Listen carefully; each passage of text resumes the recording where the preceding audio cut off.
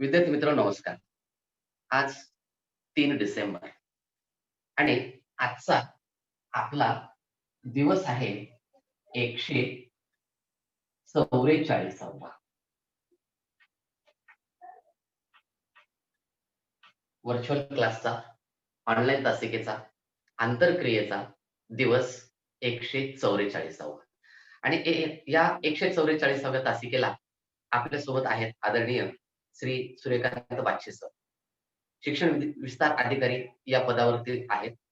परंतु शिक्षण विस्तार अधिकारी याऐवजी ते शिक्षकांचे मित्र आणि शिक्षक या भूमिकेमध्ये सदैव ओळखले जाणारे असे ते बाच्छे सर आपल्यासोबत आहेत.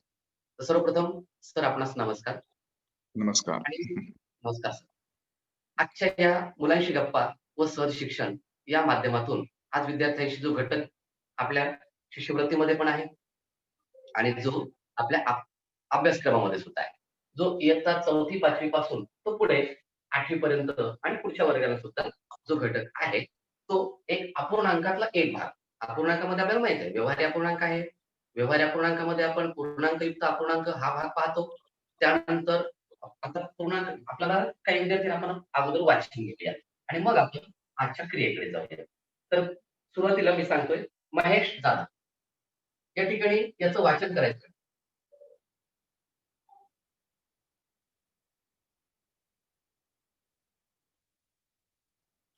महेश जाधव. 24 अंश छेद 27. शाबाश. त्यानंतर आता वाचन करणार आर्यन.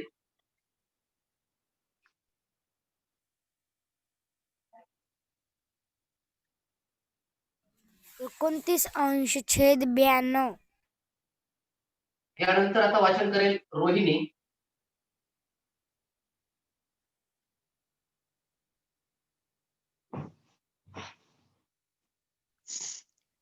9 अंश छेद 5. तुम्ही तुमचा व्हिडिओ चालू करू शकता म्हणजे सरांना तुमची ओळख पण होईल ना. आता साहेब आपल्या सोबत आहे तर तुमचा व्हिडिओ चालू बोलताना तुम्ही व्हिडिओ चालू करून बोलायचं. म्हणजे सरांना ओळख होईल. अरे हा कोण आहे? अच्छा अच्छा हा आर्यन आहे का? अच्छा अच्छा ही रोहिणी आहे का? म्हणजे सरांना सुद्धा ओळख होईल. ठीक आहे. जेव्हा संधी मिळाली तेव्हा तुम्हाला बोलण्याची संधी मिळाली की तुम्ही लागेल तुमचा ऑडिओ प्लस स्पीच दोन्ही. त्यानंतर आपल्यासोबत आता जोडलेला आहे समर्थ पोळ. तर आता हे काही विद्यार्थी जे सुरुवातीला बोललेले विद्यार्थी दोन्ही विद्यार्थी थेरपण भोकरचे आहेत. आता बोललेली विद्यार्थिनी माझ्या शाळेतली कारवाडीची आहे. आता मी पुण्याला जातोय आणि आता पुण्याहून आपल्यासोबत पुण्याहून समीर किंवा अक्षदा तर दोघांपैकी कुणी याचं वाचन करण्याचा प्रयत्न करा.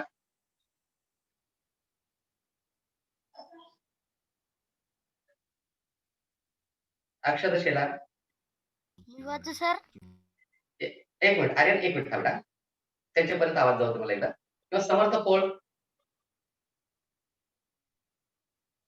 सर. आवाज येतो? Yes. हो. 2.3/4. बरं आणखी थोडंच काय बदल करून कसं वाचणार? बरोबर आहे तुझं. पण थोडंच आपण नेहमी 2.3/4. आणखी 3 अंश. हा अगदी बरोबर. 2.3 अंश छेद 4. बरं याला कोणता अपूर्णांक म्हणतात? पूर्णांकयुक्त. येस. म्हणजे आपल्या लक्षात आहे की या ठिकाणी 2 हा पूर्ण अंक आहे म्हणून याला पूर्णांक आणि हा इथं अपूर्णांक. 2.3 अंश छेद 4. अगदी बरोबर आहे. हा सर मी लेफ्ट होतो मला नांदेडला जायचंय काम आहे. हा तर या ठिकाणी या 2 अपूर्णांकाचं निरीक्षण करायचं. 2 अपूर्णांकाचं निरीक्षण केल्यानंतर यामध्ये तुम्हाला नेमका काय फरक दिसतो तो मला कुणाला सांगता येईल सांगा. रोहिणी तुला जमेल का? महेशचं तर हँडरेज आहेच. रोहिणी, आदर्श या 2 अपूर्णांकामध्ये तुम्हाला काय फरक जाणवतो? काय वाटतं? सर याच्यात दोन्ही याच्यात 2-2 अंक आहेत सर. याच्यात 1-1 अंक आहे. बरं ठीक आहे. हे 1 अंकी संख्या इकडे 2 अंकी संख्या. ठीक आहे, एक फरक. की काय फरक सांगता येईल? आता अपूर्णांकाच्या भाषेमधला काय फरक सांगता येईल? रोहिणी, दोन्ही अक्षदा, पूर्णांक आहेत. इकडच्या अपूर्णांकाला वेगळ्या इकडच्या वाचतात आणि इकडच्या अपूर्णांकाला रोहिणीला बघ, कारण रोहिणी 2 दिवस लग्नाला गेली होती. त्याच्यामुळे तिच्या तिच्याकडे लक्ष आहे का? किंवा तिला हा घटक माहिती आहे का? तिच्याकडून आपण माहिती करून घ्यायची. हा रोहिणी सांग. सर इकडच्या इकडच्या म्हणजे अपूर्णांकाला त्याचं नाव सांग ना. हे बघ, इकडच्या म्हणजे कोणीकडच्या? सरांकडच्या, माझ्याकडच्या, दाराकडच्या, घराकडच्या, कुणाकडच्या? इकडच्या म्हणजे कोणीकडच्या? त्याचं नाव डाव्या सांग. बाजूकडच्या तुझं त्याचं नाव सांग ना. म्हणजे अपूर्णांक वाचन सुद्धा होईल. 29 अपूर्णांक छेद कसं 92. म्हणतो? काय म्हणतो आपण? कसं वाचन करतो? म्हणून तर म्हणलं मी 2 दिवस गावाला गेल्यानंतर आपण काय काय होतं. हा 29 अंश छेद 92 आणि हा. इकडच्या अपूर्णांकाला वाचतात 9 अंश छेद 5 आणि हा, सर मग आता इकडच्या दोन्हीमध्ये काय तुला जाणवतं? याच्यामध्ये हा, यातला फरक आणि यातला फरक काय वाटतं तुला? अपूर्णांकाच्या भाषेमध्ये. हॅड्रेस आहे, मग पृथ्वीराजचा हॅड्रेस आहे. 1 मिनिट हा पृथ्वीराज. आर्यनचा पण आहे. चला, संगीत देऊयात आपण आता पृथ्वीराज. सर 29 अंश छेद 92 सर उलटून नाहीत सर संख्या सर बरं, 9 उलटून आहेत त्या दोन्ही. एक लक्षात घे. मी काय म्हणतोय आता अपूर्णांकाच्या भाषेमध्ये. आता हे फक्त झालं तुमचं निरीक्षण. संख्या कशा दिसतायत? लहान म्हणजे नेमकं उलट दिसतायत, सुलट दिसतायत. आपल्या अपूर्णांकाच्या भाषेमध्ये तसं नाहीच कुठंच. ते आपण नाही शिकलो. अंक कसा दिसतो हे नाही शिकलो आपण. आता अपूर्णांकाच्या भाषा ज्या आहेत, घटक शिकताना त्यातील आपले शब्द आले पाहिजे. बघूयात आणखी कुणाकडे सापडतो शब्द? आर्यनच्या आठवड्यातून निघतो का बघूयात. आर्यन बघ बरं, काय सापडतो बघ तुला? डाव्या हाताकडचा अपूर्णांक आहे की नाही छेदाधिक आहे आणि उजव्या हाताचा अपूर्णांक अंशाधिक. आता त्याचे नाव सांग. अंशाधिक कोण आणि छेदाधिक कोण? सर अंशाधिक 9 अंश छेद 5 आणि छेदाधिक 29 अंश छेद 92. करेक्ट. म्हणून म्हणलं मी आपल्या अपूर्णांकाच्या भाषेत चला. अपूर्णांकाच्या भाषेमध्ये आपण सुरुवातीला पाहिलं होतं समच्छेद अपूर्णांक. त्याच्यानंतर पाहिलं होतं आपण, म्हणून पुढचं पाठ मागचं सपाट मुळीच करायचं नाही, भिन्नछेद अपूर्णांक.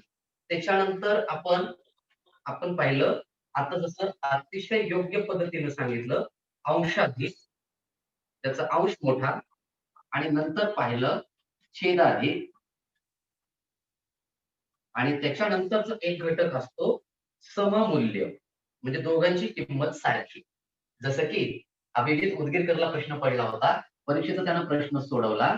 परीक्षेमध्ये त्यानं काढलेलं उत्तर आलं होतं 22 अंश छेद 5, परंतु परीक्षकाने प्रश्नपत्रिकेमध्ये मात्र उत्तर दिलं होतं 44 अंश छेद 10. याचाही आपण सहसंबंध पाहिला. 22 अंश छेद 5 म्हणजेच 44 अंश छेद 10. जसं की 1 अंश छेद 2 म्हणजेच 2 अंश छेद 4. 1 ची दुप्पट 2, 1 तशीच. याला जेव्हा आपण संक्षिप्त रूप देऊ, म्हणजे त्याच्यामध्ये आपण घटक पाहिला होता संक्षिप्त रूप, अतिसंक्षिप्त रूप, दोन्ही घटक पाहिले आपण. मग संक्षिप्त रूप दिल्याच्या नंतर जर पहिलीच किंमत येत असेल तर त्याला आपण सममूल्य अपूर्णांक म्हणतो. सममूल्य अपूर्णांक करा म्हटलं तर त्याच पटीने वाढत जातो. म्हणजे कसं करायचं असते, जसं याला जर समजा 3 ने गुणाकार केला छेदाला, तर अंशाला सुद्धा 3 ने गुणाकार, म्हणजे 3 1 3, 3 दुने 6, म्हणजे 1/2, 1 अंश छेद 2 चा सममूल्य अपूर्णांक 3 अंश छेद 6. हा एक घटक पाहिला, समच्छेद पाहिला, भिन्नछेद पाहिला. म्हणून पृथ्वीराज, रोहिणी यानंतर गणिताच्या भाषेमध्ये इकडचं तिकडचं, इथलं तिथलं नकोय. जशी आता आर्यनची भाषा आली की डावीकडची संख्या, उजवीकडची संख्या. गणिताचे शब्द कोणते आहेत? डावीकडे, उजवीकडे, मागे, पुढे, हे. इकडचं तिकडचं नाही. इकडचं तिकडचं म्हणजे नाही समजणार. कोणीकडचं नाही. डावी बाजू, उजवी बाजू एक, किंवा त्या गणिताचं जे आहे संख्येचं वाचन. अगदी बरोबर आले तुम्हाला? मग आता तुम्हाला नक्कीच कळेल. मग आता मला पृथ्वीराज तूच सांग, म्हणजे तुझी अडचण थोडीशी होती म्हणून. हा अपूर्णांक तुला गणिताच्या अपूर्णांकाच्या भाषेत कसा वाटतो? बघूयात लक्षात आलं का? नसेल तर पुन्हा सांगते. आता हा एवढ्यापैकी काय सांगता येईल? जसं आर्यननं सांगितलं किंवा मी आता सांगितलं, यापैकी तुला काय म्हणता येईल, की 24/27 कसं आहे? पृथ्वीराज, रोहिणी, मूल्य रोहिणी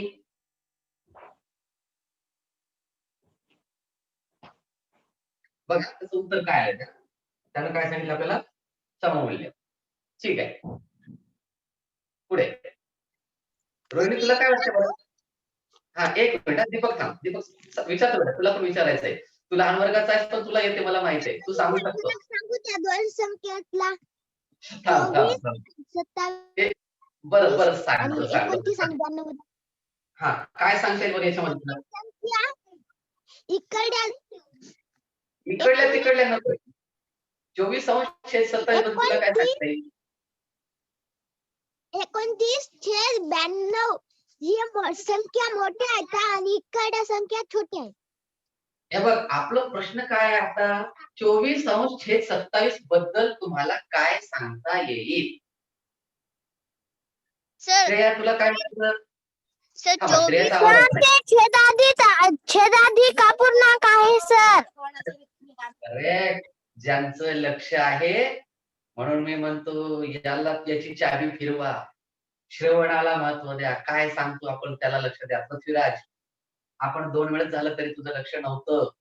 आत्ताही सांगितलं आपण सममूल्य म्हटल्याच्या नंतर एका अपूर्णांकासारखा दुसरा अपूर्णांक करा म्हणून सांगतात. कोणाचं सममूल्य आहे हा?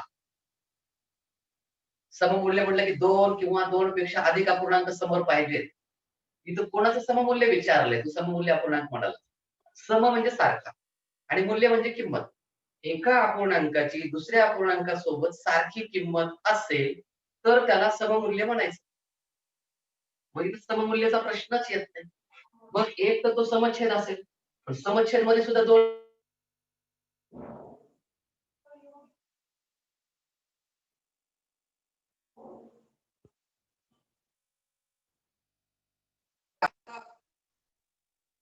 आपल्याकडे राहिला 2 भाग. एक तर अंशाधिक, नाहीतर छेदाधिक.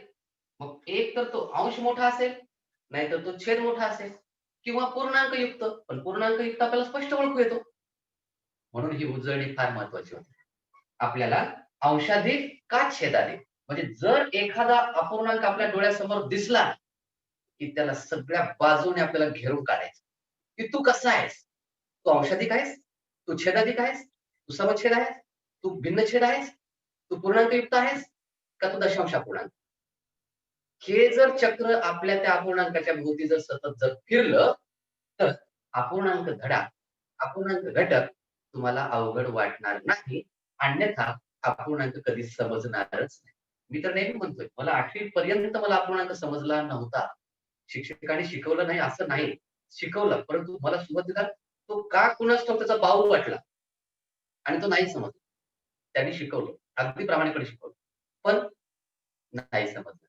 पण नंतर आम्हाला मुख्याध्यापक होते बक्षी साहेब.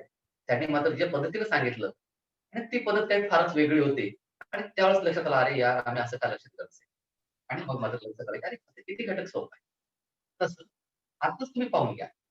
म्हणून तुम्हाला म्हणतोय तुम्ही स्वतः संख्या घ्या, अक्षरात लिहा, याचं वाचन करा. 24/27 27 पैकी 24 भाग आणि सगळ्यात महत्वाची गोष्ट 9/5 चं रूपांतर आपल्याला करायचं असतं. आता बघूया हा घटक कोणाकोणाला जमतो. 9/5 चं पूर्णांकयुक्त अपूर्णांकात रूपांतर करायचंय. बरं मी दुसरा एक अपूर्णांक देतो. हां. नंतर आपल्याला सरांचं सुद्धा बोलणं ऐकायचंय, सरांना सुद्धा आपल्याला ऐकायचं आहे. 9/5 हा एक अपूर्णांक आहे आणि दुसरा मी तसाच अपूर्णांक देतोय तुम्हाला 5/9. या दोन्हीपैकी कोणत्या अपूर्णांकाला पूर्णांकयुक्त अपूर्णांक करता येईल? आता तुम्ही म्हणाल सर हे तर झालेला बहुतेक तुम्ही कसं काय केलं?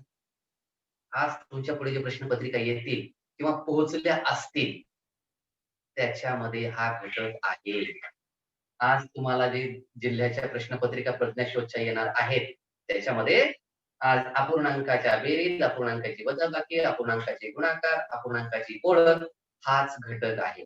म्हणून मुद्दाम थोडासा झालेल्या घटकाचा सराव पाहतोय आणि मग बघूयात आजच्या तासिकेतल्या अभ्यासानुसार तुम्हाला किती गुण मिळतात आणि किती जण आपण विसरतो आणि कोणता घटक आपल्याला अवघड वाटला तोही आपल्याला पाहिजे. काल बऱ्याच जणांच्या उत्तर म्हणजे तुम्ही सोडवलेल्या प्रश्नपत्रिकेचे मला तुम्ही पाठवलेले आहे. फक्त 1-2 जणांनाच फक्त 20 पैकी 18, कोणाला 20 पैकी 16 म्हणजे 2 किंवा 1 प्रश्न तुमचा कुठेतरी म्हणजे त्या ठिकाणी गडबड झालेली आहे. आणि तो प्रश्न फक्त लक्षात ठेवायचा कुठं चुकलंय, आपल्याला किती गुण मिळाले. मला 20 पैकी 16 मिळाले म्हणून थांबायचं नाही. मला 20 पैकी 16 मिळाले पण 4 माझे कुठे गेले, म्हणजे 2 प्रश्न कोणते नाही आले, त्याचा स्क्रीनशॉट घ्या आणि ते समजून घ्या. त्याला थोडासा वेळ द्या. हे तर समजलेलेच आहे, बाकीचे कोणते नाही समजले त्याचा सराव घ्यायचा. मला विचारा, प्रश्नपत्रिकेतील सरांना विचारा, तुमच्या सरांना विचारा, तुम्हाला उत्तर मिळून जाईल.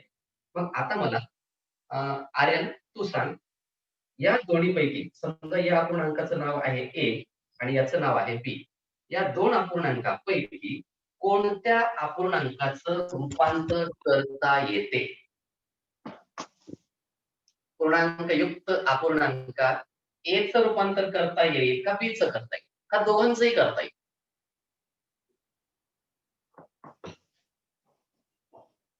आर्यन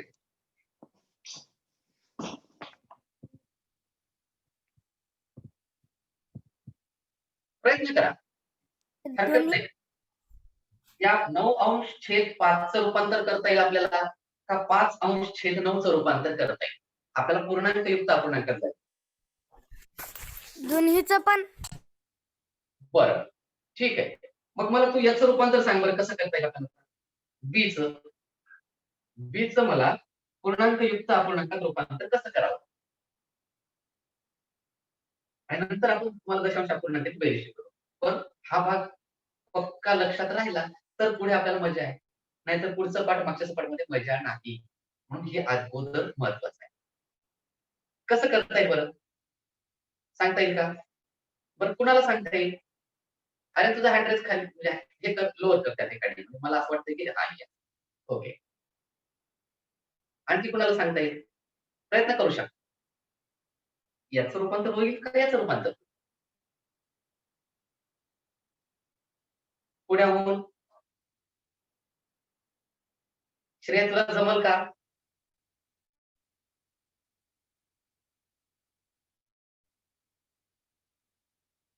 ठीक आहे. सर पाचच्या पाड्यात 9 बसते का बघायचं. 5च्या पाड्यात 9 किती वेळा बसते? एक मिनिट, एचं का बीचं सांगतोय? Sir H. नाही मला बीचं सांग. सर बीच जमना सर. मग तूच अगोदर म्हणालास की नाही, तूच काय म्हणलास? बीचं जमते. सर दोघांचं म्हणजे जमते. हा आता तुझ्या लक्षात आलेलं आहे. सांग आता तुझं बरोबर आहे त्याला. 100% तुझं चुकणार नाही आता. येस 9 आलं लक्षात तुझ्या. 5 9च्या पाड्यात किती वेळा बसते आता? 5 एक 5 एकदा बसला सर, मग एक पूर्णांक घ्यायचं सर. तर 4 उरले. 5 एक 5. कशामुळे 4 उरले? 4 कशामुळे उरले ते पण सांग ना. 5 एक 5 आता 9तून 5 काढले किती राहिले? 4. 4 घ्यायचे आणि छेद जशास तसा लिहून टाकायचा. Very good. येस म्हणजे जर पूर्णांकयुक्त अपूर्णांक करायचा असेल तर एक नियम लक्षात ठेवायचा की तो अपूर्णांक अंशाधिक असला पाहिजे. जर अंशाधिक अपूर्णांक नसेल तर आपल्याला पूर्णांकयुक्त अपूर्णांक करता येणार नाही. तो दशांश अपूर्णांक होईल पुढे करता येईल आपल्याला, परंतु पूर्णांकयुक्त अपूर्णांक करता येत नाही. त्याला दशांश भागाकार करता येईल परंतु पूर्णांक होणार नाही, कारण त्याच्यामध्ये पूर्ण लपलाच नाही ना. म्हणजे काय पाहत असतो आपण, 9 मध्ये म्हणजे अंशामध्ये छेद किती वेळा लपून बसलाय साध्या भाषेमध्ये? 5 5 2 10 10 नाही 10 तर मोठे होतात म्हणून 5 1 5 5 हा एका पटीमध्ये लपलेला आहे. त्याची किती पट लपली त्याला बाजूला काढलं. एकदा लपला. पृथ्वीराज आलं का लक्षात आता? रोहिणी समजतं का? सर आलं लक्षात. हो सर. Yes yes. श्रेया समजलं आता तुला? मी एक सांगू? हो सर. हा आता आणखी विचारतो मी. आता सर सुद्धा विचारतील तुम्हाला. मग इथं 9 मध्ये 5 1 पट 5 ची किती पट लपलेली आहे? तर 5 ची 1 पट लपलेली आहे. म्हणून तो एक बाजूला घेतला. आणि आता तो 5 बाजूला घेतल्याच्या नंतर इथं 9 मधून हे 5 गेले म्हणून 4 शिल्लक राहिले आणि छेद जशास तसा. आणखी दुसरी अट लक्षात ठेवायची. आपलं उत्तर आलंय किंवा नाही तर तो छेद आहे. छेद तर बदलत नाही आणि छेदापेक्षा मोठं उत्तर अंशामध्ये येत नाही. असं होऊ शकत नाही. 1.6 अंश छेद 5 असं एखाद्या प्रश्नाचं उत्तर येईल काय? नाही सर. नाही का सर. नाही? नाहीये ना. कारण सर ते जर आपण केलं तर आपल्याला उत्तर छेदाधिक पाहिजे. नाही आता समजा असं उत्तर केलं आणि उत्तर चुकलं तर या प्रश्नाचं उत्तर नेमकं काय येईल? या उत्तराचं उत्तर काय येईल दुसरं? समजा चुकून असं केलं तर सर, काय बदल होऊ शकतो? पर्यंत म्हणायचं सर. 5 आणि त्याच्यात अधिक 6 करायचं सर. ते तर बरोबर आहे. तू पूर्णांक युक्तच पुन्हा अपूर्णांक करायचं सांगतोस. Very good, very good. पण असं लिहिलंय तर हे उत्तर लिहिण्याची पद्धत बरोबर आहे का? नाही सर. नाही सर. नाही तर का नाही? सिद्धार्थ थोरात. कारण सर ते आपण जर उत्तर केलं तर आपल्याला छेदाधिक पाहिजे ते अंशाधिक झाले. येस. हे शब्द तुमच्या तोंडून रुळले की नाही तुम्हाला अवघड नाही. हे अंशाधिक झालेलं आहे. मग अंशामध्ये पुन्हा 5 एकदा लपून बसलाय म्हणून हा जो त्याच्या बाजूचा 1 आहे तो निघून जाईल आणि इथला 1 आणखी बाहेर येईल. इथं 2 होते तो आपण याला असंच ठेवूया. याला बरोबर इकडे घेऊया. या 1 चे 2 होतील. मग या 6 मधून पुन्हा 5 निघून गेले तर राहिला 1 आणि शेवटी असेल 5. म्हणजे याचं मूळ उत्तर हे होतं. इथं आपण करताना असं होऊ शकतं 5 1 5 आणि 6 11/5 11 अंश छेद 5. इथंही तेच आहे 5 2 10 10 आणि 11 11 अंश छेद 5. अरे असं कसं? दोन्हीचे उत्तर तर अपूर्णांकामध्ये तेच आहे. मग हे का चुकलं? तुझ्याकडून आलेलं उत्तर अगदी बरोबर आहे. इथं पूर्णांकयुक्त अपूर्णांक करताना अंशाधिक नसावं. छेदाधिकच पाहिजे. अंश हा लहान आला पाहिजे. हे तुम्हाला जर आत्ता पक्क लक्षात आलं, पुढे तुम्हाला अडचण नाही. आता याच्यानंतरचा एक छोटासा घटक सांगतो आणि नंतर सरांना आपण संधी देणार आहोत. कारण सरांना तेवढा वेळ सरांचा घेणं म्हणजे नाही एवढा मला पण. पहा, आपल्या परीक्षेमध्ये काही शाब्दिक प्रश्न असतात. सव्वा, त्याच्यानंतर दीड वगैरे जे असतात ना, सव्वा, पाव, दीड असे. तर त्या सव्वा, अर्धा, पाऊण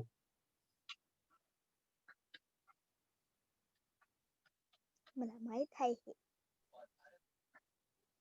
एक माहिती आहे आपल्याला. एक म्हणजे पूर्ण. सव्वा म्हणजे काय?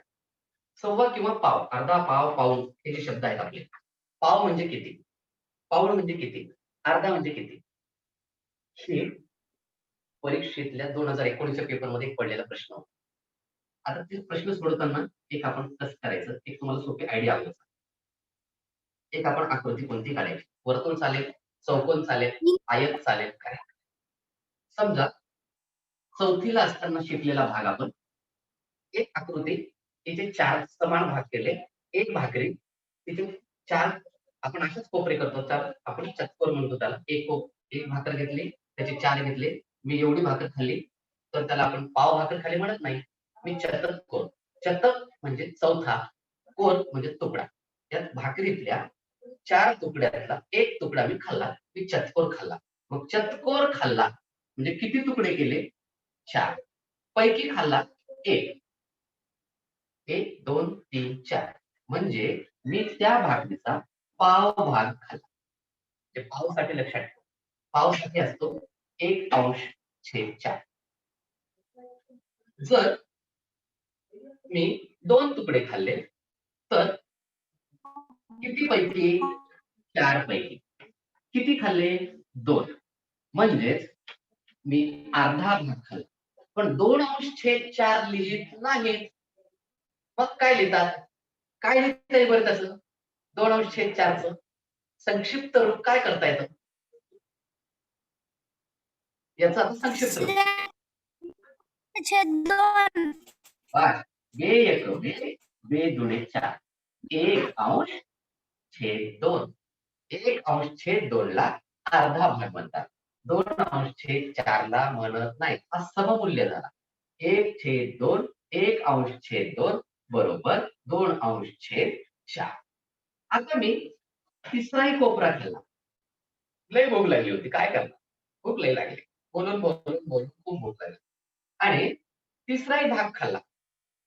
म्हणजे माझ्याकडे त्या दुरडीमध्ये होते 4 तुकडे. पैकी मी खाल्ले 3. म्हणजे 3/4 म्हणजेच मी खाल्ली पाऊण भाकर.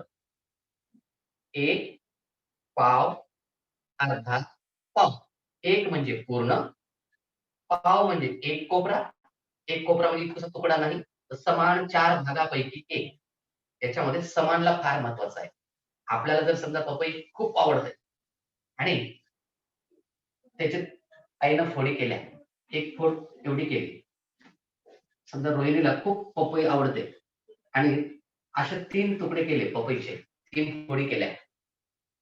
रोहिणीला तर खूप पपई आवडते. रोहिणी, तुला जर पपई खूप आवडते तर तू 1, 2, 3 कोणता भाग अगोदर निवडशील? 3 सर. आणि जर समजा तुला 1 दिलं तर? लढतो. आणि 2 तुला 3 नंबर गोपालला दिला. 1 नंबर आईनेच ठेवला आणि 2 नंबर आईने ठेवून घेतला आणि 1 नंबर तुला दिला. काय करशील? गोपालला मारतो. मला गोपालला मारशील. म्हणते. भांडण करतात. म्हणजे का बरं? कारण सर ते आपण जर समान केले असले तर झालं नसतं भांडण. आईनं हा.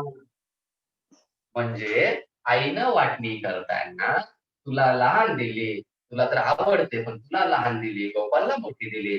तर मात्र आपण भांडणं होतील. म्हणून भागामध्ये जेव्हा जेव्हा भाग करतो तेव्हा भाग मधलं जर भांडण टाळायचं तर आपल्याला समानला महत्व आहे. म्हणून भागाकारामध्ये समान हा शब्द फार महत्वाचा आहे. मग इथं सुद्धा तसंच आहे. इथं समान वाटणी, समान भाग केले. 4 समान भागापैकी 1 भाग. 4 समान भागापैकी 2 भाग. 4 समान भागापैकी 3 भाग. तर आपल्याला हे जमेल. अर्धा पाव पाव. आता जर समजा मला इतकी भूक लागली होती आणि सोबत आलेले सर सुद्धा, आपले पाहुणे आलेले साहेब सुद्धा माझ्यासोबत होते आणि मस्तपैकी हरभऱ्याची भाजी वगैरे केलेली. आहाहा! म्हटलं वाह! सर काय छान. आणि बोलत दिलेली पहिली ते 4 तुकडे अगोदर दिले. पार करून टाकले. मग 4 पैकी 4 खाल्ले. मी आता 4/4 म्हणेल का याला? असं म्हणता का तुम्ही? मी 4 पैकी 4 तुकडे खाल्ले. त्याला काय म्हणतो आपण? त्याला काय म्हणेल बरं आपण? काय एक म्हणेल? एक 1 पूर्ण पोळी. खाल्ली. 1 पोळी खाल्ली. पण एक रोहिणी पण रोहिणी काय झालं? ती भाजी समोर असल्यामुळे की नाही आम्हाला इतकी भूक लागली होती. सर आम्ही दोघं सोबत बसलो जेवायला आणि आम्हाला वाटलं आणखी खायला पाहिजे. आणखी थोडी खायला पाहिजे. म्हणून पुन्हा मागितले. पुन्हा दुसऱ्या पोळीचे असे 4 सारखे तुकडे केले आणि म्हटलं नाही ना पूर्ण नको आम्हाला. फक्त त्यातला 1 भाग द्या. अगोदर तर ही 1 पूर्ण खाल्लेली आहे. हजम. आता पुन्हा 1 तुकडा घेतला. आता कसं लिहायचं? पाव. तर खाल्लं पूर्णांक पिलं संपलं. सर आता कसं? पूर्णांक 1/4. Very good, very good. शाबाश. इथंच मला न्यायचं होतं तुम्हाला. 1 तर मी खाल्लेलीच आहे. माहीत झालं. पण मी आता पाव सुद्धा खाल्लेली आहे म्हणून इथला पाव 1.1 अंश छेद 4 आणि यालाच आपल्या मराठीच्या भाषेमध्ये समजायच्या भाषेमध्ये म्हणतो मी सव्वा पोळी खाल्ली. जर आता मला आर्यन मी जर 1.5 पोळी खाल्ली असेल 1.5 किंवा 1.5 ला काय म्हणता येईल बरं दुसऱ्या भाषेमध्ये काही जण म्हणतात बरं मी ऐकलं तसं 2 तर एक अन अर्धी सर एक आणि अर्धी. बरोबर आहे 1 आणि अर्धी म्हणजे 1.5 आणखी बरं मला सांगा आता की नाही 1.5 वाजले असं आणखी कसं सांगता येईल 1.5 वाजलाय हो बाबा चला 1.5 वाजला 1 वाजून सर 1 वाजून 30 मिनिटं 30 मिनिटे सर. 1 वाजून 30 मिनिटं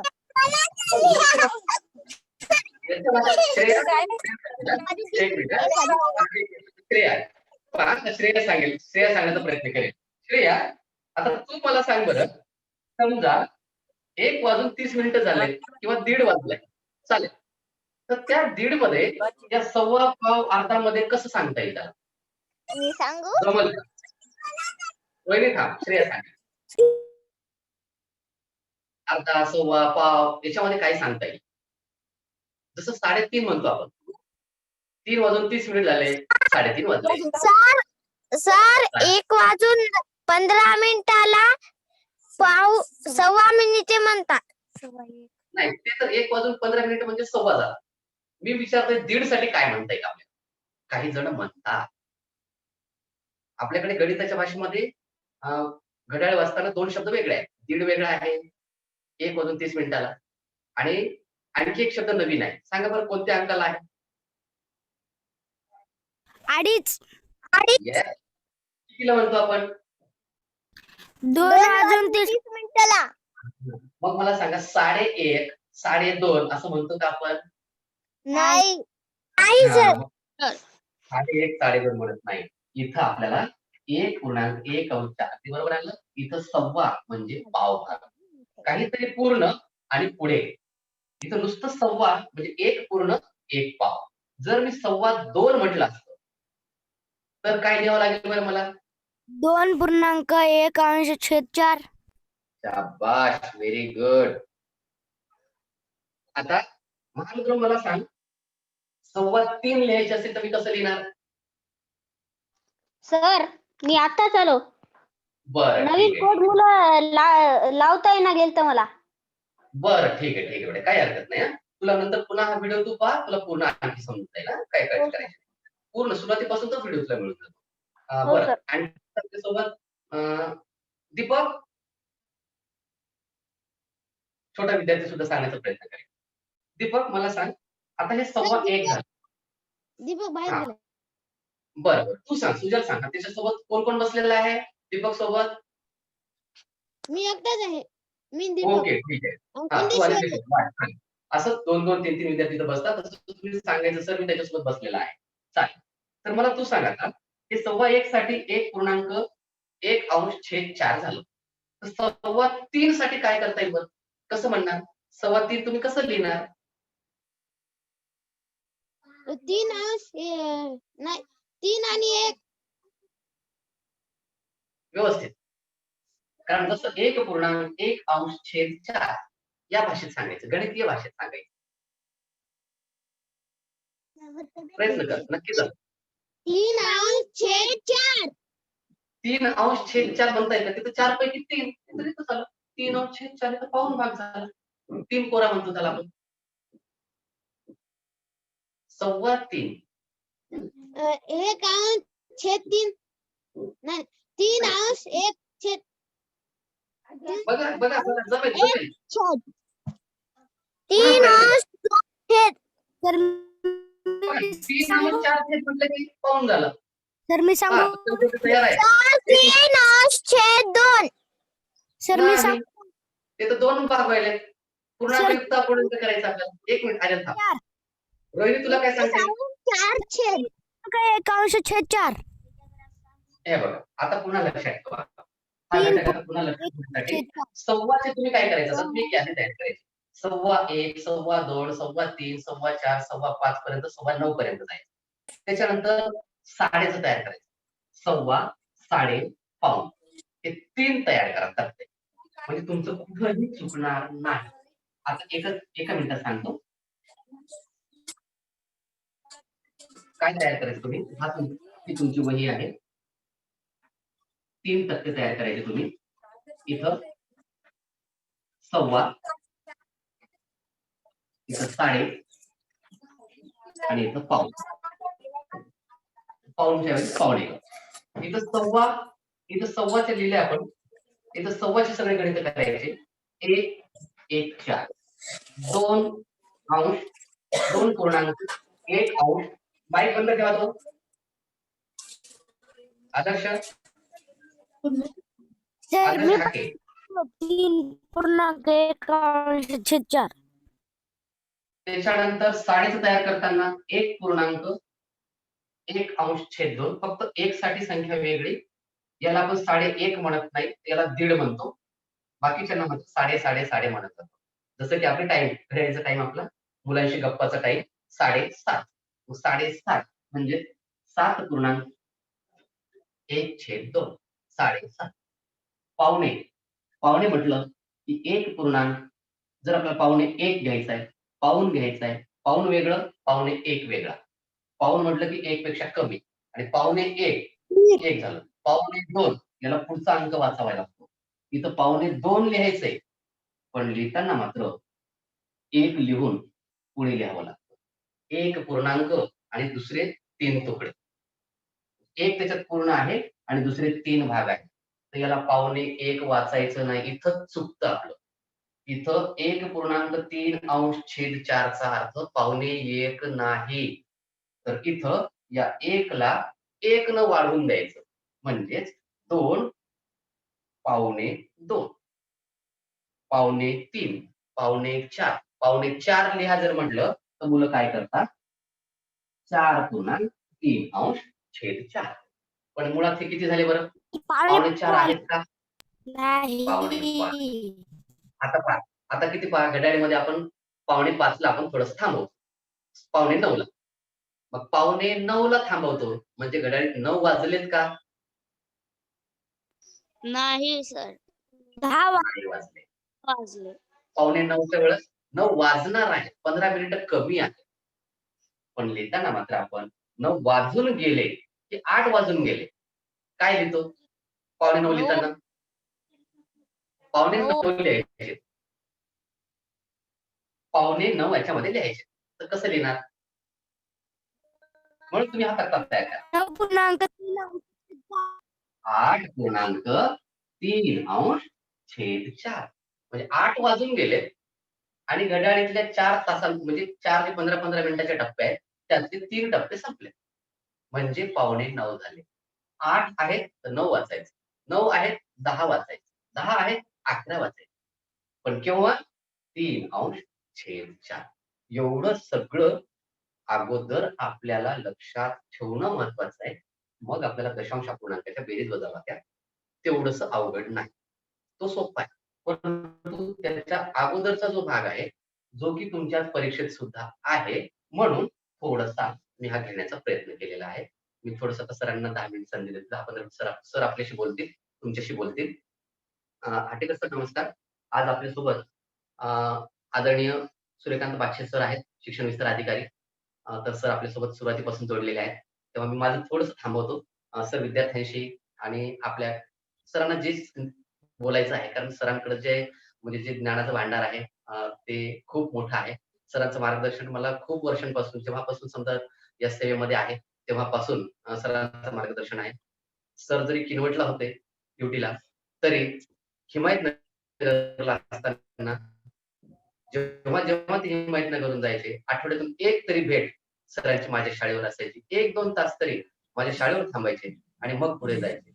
असं नेहमी प्रेरणा देणारे आमचे मित्र, मी त्यांना अधिकारीपेक्षा आमचे मित्र म्हणून जास्त मानतो. कारण ते शिक्षकांचे खूप जवळचे मित्र आहेत. शिक्षकांना समजून घेणे, शिक्षकांना शिकवण्याच्या वेगळ्या पद्धती सांगणे आणि सतत शैक्षणिक प्रवाहात राहणे हा सरांचा सर्वात मोठा एक हातगुण, सर्वांचा सर्वात मोठा जो अनुभव आहे तो आपल्याशी सर शेअर करतील. आपल्याशी सुद्धा सर. सर नमस्कार. ओके सर नमस्कार. नमस्कार. नमस्कार. थंडी वाजत नाही का सर? आमच्याकडे थंडी खूप आहे हो. नाही आमचं स्वतःची सवय झालेली आहे त्याच्यामुळे बंद आता दरवाजामध्ये तुम्ही असल्यामुळे. कानाला काही नाही स्वेटर नाही. थंडी खूप आहे. हातगावला थंडी खूप आहे. तापमान आज जवळपास 13-14 दाखवायले. अर्धापूरला राहील का? हा आहे थोडंसं दरवाजा बंद. हा. आणि इथं कोणत्या वर्गाचे विद्यार्थी आहेत सध्या? वर्गाचे विद्यार्थी कोणते सर आहेत? पाचवीचे आहे, पाचवीचे. एक दोन बरं. फक्त मोठ्या वर्गाचे आहेत सोबत. पाचवीचे आहेत सर. सर्व विद्यार्थी 5वीचे आहेत सर? हो हो. आणि 5वी कारवाडीला 5वी आहे? आहे ना सर. यावर्षी उघडला मी बरं. सुरू केलं. बरं. आता हे तुम्हाला एका शिक्षकाला पुन्हा जोडून द्यायला सांगतो तुम्हाला मी. गंगासागरे सर नावाचे एक सर आहेत. परिचय असेल तुम्हाला? हो हो. गंगासागरे सरचा परिचय आहे का?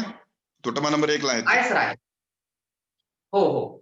आता त्यांना ह्या अपूर्णांकासाठी त्यांना काय करा, मी सांगतो त्यांना 1-2 दिवस त्यांना जॉईन करून घेऊ आपण.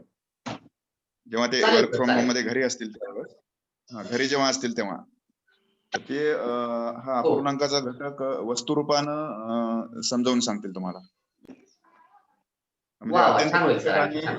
आकलनाच्या पातळीवर किचकट घटक आहे तो. विद्यार्थ्यांना अवघड जातो समजायला. हो हो. आणि त्यांनी गणिताचे प्रशिक्षण म्हणजे पूर्ण किनवट तालुक्याला दिलेले आहेत. त्याच्यामुळं त्यांचं गणित चांगलं आहे. आणि अतुल कुलकर्णींनी जर वेळ दिला तर तेही ठीक राहील. पण अतुल कुलकर्णी बहुतेक वेळ देऊ शकत नाहीत आपल्याला. नाही, नाही, पण सर, तेवढा गंगासागरे नाही. सर गंगासागरे सर प्रत्यक्ष विद्यार्थ्याच्या संपर्कात असल्यामुळं विद्यार्थ्यांना ह्या ज्या अडचणी यायला लागल्यात समजून घेण्याच्या पूर्ण त्या निश्चितपणे याला तासिका म्हणजे 1-2 तासिका तरी द्याव्या लागतील तुम्हाला. आणि वर्क फ्रॉम होम मध्ये तुम्हाला ते नक्कीच. उपलब्ध करून देऊ आपण त्यांना. तर ते चालेल सर. खूप चांगलं होईल. मुलांसाठी खूप चालेल. नक्की. आता तुम्ही तुमच्या शाळेमध्ये वर्ग कोणते आहेत तुमच्याकडे? माझ्याकडे 4थी 5वी सर. हा चालेल.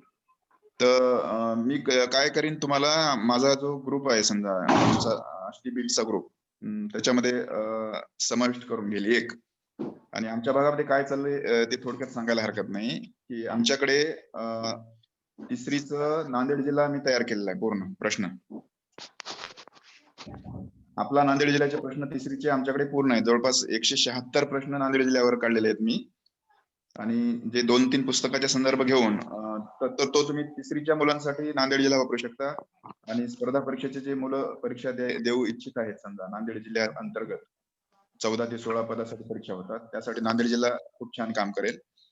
त्यानंतर 4थी वर्ग तुमच्याकडे आहे म्हणाले, तर 4थीचे प्रश्न सध्या आमचे 140 प्रश्न जवळपास झाले आपला महाराष्ट्र. आणि आपला महाराष्ट्र हा प्रश्न विशेष करून नांदेड महाराष्ट्राचे नकाशे आहेत त्याच्यामध्ये. आणि नकाशामध्ये हे जोडलेलं आहे, म्हणजे नकाशामध्ये दाखवलंय खनिजे 4-5 घटक एका नकाशामध्ये दाखवले. जवळपास 8 नकाशे आहेत. तर ह्या नकाशात तिथं शब्द रूपात सांगितलेलं नाही, नकाशा रूपात सांगितलेलं आहे की नगरमध्ये हे दिसत आहे किंवा चंद्रपूरमध्ये खनिज आहेत, दगडी कोळशाच्या खाणी आहेत. पण ते चित्र रूपाने दाखवले. तर ते वाक्य रूपामध्ये आपण शब्द रूपामध्ये ते प्रश्न तयार केलेले आहेत. तेही तुम्हाला त्याचं PDF आम्ही तयार केले, ते उपलब्ध होईल. आमच्या भागामध्ये आम्ही जवळपास प्रत्येक तिसरीच्या मुलांपर्यंत नांदेड जिल्ह्याचे प्रश्न पोहोचवले, 4थीच्या मुलांपर्यंत आपला महाराष्ट्राचे पोहोचवले. आणि 5वीसाठी जे काम केलंय सारांश रूपानं 5वीसाठी शिष्यवृत्तीचं जे घटक आहेत मराठीचे, त्याचं कदाचित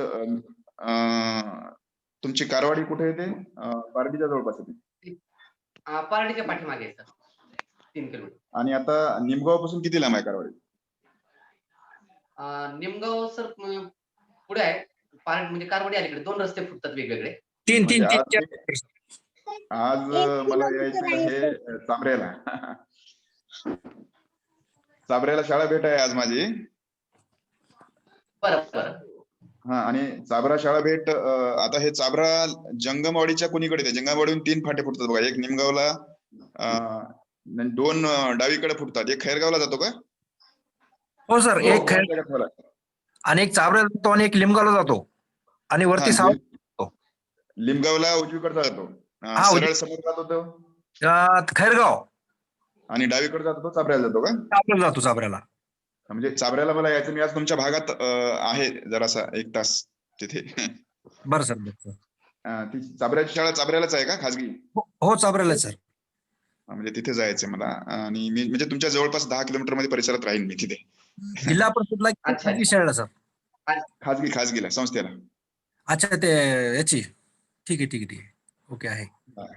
तर ते महत्वाचं म्हणजे आमच्या भागात तुमच्या सहयोगीच्या दृष्टिकोनातून 5वीचं सारांश रूपानं शिष्यवृत्तीची मराठी सारांश रूपानं म्हणजे जे घटक विशेष करून परीक्षेच्या दृष्टिकोनातून असतात, आणि आम्ही जे तयार केलंय ते म्हणजे काही जणांचं रंगरंगोटी चालू होती शाळांची, आणि शाळांच्या रंगरंगोटीसाठी सारांश रूपानं मराठी तयार करून दिली मी त्यांना, आणि सारांश रूपानं इंग्रजी सुद्धा तयार करून दिली. आणि आमच्या भागामध्ये आम्ही जवळपास 43 बॅनर तयार केले अभ्यासाचे 1ली ते 5वी साठी उपयुक्त आहेत ते. आणि हा जो घटक आता शिष्यवृत्तीचा याचे पानं मराठीचे 6 पानं आहेत, इंग्रजीचे 6 पानं आहेत, आणि मी ते आपल्यापर्यंत पीडीएफ रूपात पोहोचवेल, परंतु पीडीएफ थोडे काळे निघतात. कदाचित मी आपल्यापर्यंत झेरॉक्सच पोहोचवेल. चालेल आज सर, समजा चालेल. आज शक्य झालं समजा तर आज किंवा मग चाबरा तुमच्यापासून लांब पडेल आहे की नाही? नाही सर, तुम्ही हा, चालेल ना, आहे. सर हा राऊत सर, राऊत सर, हा सर. सर जर येत हा, असतील सर. तर चक्कर बोला. मारतो. चाबऱ्याला Yes, जाऊन येता येईल आपल्याला, काही अडचण नाही. मी जाऊन येईल, काही अडचण नाही. हा, आणि याच्याशिवाय आपण चाबऱ्याला जाऊया. चालते. त्याच्याशिवाय जवळपास माझ्याकडे इतर 35-40 पानं तयार झाले आहेत अभ्यासक्रमाचे. म्हणजे माझ्याकडे आज रोजी म्हणलं तर 60-70 चाबऱ्याला पानं येतो. तयार आहेत. विशेष करून 1ली ते 5वीच्या दृढीकरणाच्या दृष्टिकोनातून हे पानं मी तयार केलेले आहेत. आणि जसजशी गरज पडेल तसतशी ते पानं तयार केले. समजा आज मला गरज वाटली, रंगरंगोटी आमच्या इकडं 2-3 शाळेला चालू आहे. त्यांनी म्हणले की आम्हाला रंगरंगोटी करायची. मग मी 2 दिवस काम केलं आणि सारांश रूपानं शिष्यवृत्तीचा अभ्यासक्रम तयार करून दिला. तर आमच्या इकडे आष्टी तांड्याच्या शाळेला शिष्यवृत्तीचा अभ्यासक्रम म्हणजे अगदी 1लीचे पोरा सुद्धा त्याला प्राणी व पिल्ले, प्राणी व त्यांची घरे, म्हणी, 15-20 म्हणी 1लीच्या पोरांना येतात आमच्या आष्टी तांड्याच्या. म्हणजे तिथं कंपाऊंड भिंत आहे, आणि त्या कंपाऊंड भिंतीवर त्यांनी मराठीचा अभ्यासक्रम काढला. आणि मग शिक्षक विचारतात की आम्ही काय लिहावं, तर मग काय लिहावं म्हणलं त्यांच्यासाठी मला काम करावं लागतं. मग 2 दिवस 3 दिवस करून सारांश रूपानं की बाबा जे घटक बदलते असतात, समजा एक निश्चित पॅटर्न असतो ना आपला, अ पासून विरुद्धार्थी शब्द होणारे, अन पासून विरुद्धार्थी होणारे, बिन पासून होणारे, बे पासून होणारे. मग या प्रत्येकातला एक असा नमुना घेतला, आणि सारांश रूपानं 15-20 शब्द म्हणजे जवळपास 25 ते 40% पर्यंतचा अभ्यासक्रम सारांश रूपानं तिथं तो त्याच्यामध्ये येतो. आणि अगदी 1ल्या वर्गापासून ती तयारी होते. शिष्यवृत्तीचं यश हे निव्वळ 5वीला मेहनत घेण्यानं येत नाही. म्हणजे आपल्याला 1ली पासून त्याला ज्या विद्यार्थ्याला पुढे जाता येईल, ज्याला जितकं घेऊन पुढे जाता येईल तितकं आपल्याला घेऊन जावं लागतं. आणि अजून एक आपल्या गावामध्ये किती पटसंख्या आहे आपली? माझी 20 आहे सर. 20. हा. 20. तर अजून एक आहे की आपल्याला जे यश संपादन करायचं असेल आपल्याला, तर 1लीच्या पूर्वीचा वर्ग जो आहे बालवाडी, तो वर्ग एक तर आता 20 पटसंख्या म्हणजे तुम्ही शाळेत बोलून घेऊ शकता, किंवा मग अंगणवाडीला त्या वर्गाला सक्षम करायला सांगू शकता. एक अपेक्षित आहे की 1ल्या वर्गाला येण्यापूर्वी त्याला वाचन जर आलं तर त्या विद्यार्थ्याला आपण उच्च पातळीला निश्चितपणे घेऊन जाऊ शकतो. 1ल्या वर्गाला त्याला वाचन यायला हवं, आणि मग हे त्या वर्गाच्या घटक पूर्ण होऊन त्याच्या फार पुढे आपल्याला नेता येईल. आपल्या पुढे आता आपण खूप हे उपक्रमशील आहात, मेहनती आहात, आणि ह्या मेहनतीला कितीही मेहनत केली तर यश कदाचित आपल्याला जे अपेक्षित आहे ते मिळत नाही. याचं कारण आहे 1ल्या वर्गाला येण्यापूर्वी मुलांना वाचन येत नाही. एक अंकज्ञान, वाचन, किरकोळ गोष्टी त्याला यायला हव्यात. अंकज्ञान म्हणून 50 पर्यंत 100 पर्यंत. तर तिथं मग यापुढे जेव्हा लॉकडाऊन तुटेल आणि 1ला वर्ग जेव्हा शाळा सुरू होतील, तर त्यावेळेस बालवाडीच्या मुलांना जे 1लीला पुढच्या वर्षी येणार आहेत, ती मुलं आपल्या सोबत कदाचित आपण म्हणू जानेवारी ते एप्रिल या काळात यायला हवीत, किंवा अंगणवाडीच्या ताईंनी त्यासाठी आपल्याला मदत करायला हवी. आता राहिला प्रश्न, आता मुलांशी बोलतो मी. 5व्या वर्गाची मुलं आहेत. आणि 5वीच्या आता घटक कोणकोणते झाले सर आपले 5वीचे गणितामध्ये? गणितामध्ये सर आता आपल्या संख्येवरील क्रिया झाल्या. त्याच्यानंतर आता ह्या आता जो चालू आहे अपूर्णांक, हा सध्याला चालू आहे. 3 घटक झाले सर. आणि संख्याज्ञान वगैरे झाले असेल. संख्याज्ञानाचे जवळपास 4 धडे आहेत ना नवोदयसाठी वगैरे? हो, हो. आणि नवोदयचे फॉर्म भरलेत आपले? भरले सर. हो, कारण आणि त्याला दोनदा हे करावं लागतं वाटतं. एकदा फॉर्म भरल्यानंतर पुन्हा एकदा अपडेट करावं लागतं है ना? अपडेट करावं लागतं सर. आता त्यांचा जो आयडी आलेला त्या आयडीवर आपल्याला अपडेट करावं लागतं. पुन्हा सातारा सारखीच्या सातारा चंद्रपूरचे वगैरे फॉर्म भरले आपण? साताराचे नाही सर गेले. फक्त हे याचेच भरले, नवोदयचे भरले आणि तशी शिष्यवृत्ती येणार आहे भरायला. नाही, आपलं गाव तर सदन आहे ना. तर यापुढे पुढच्या वर्षी तरी भरा. यावर्षी संधी गेलेली आहे साताराचे फॉर्म आणि चंद्रपूरचे. आणि आपल्याला माहित असेल चंद्रपूरला मुलींना सुद्धा प्रवेश झाला, चंद्रपूर सैनिक शाळेला. म्हणजे भविष्यात जे नाही सर, चंद्रपूरचं माहिती नव्हतं सर. नाही, ती माहिती मी सांगायला आता. म्हणजे चंद्रपूर तारीख गेली त्याची आता 15 नोव्हेंबर काहीतरी तारीख होती, 15-20 नोव्हेंबर. किंवा सर्च करा, कदाचित वाढली असेल तर कळेल आपल्याला.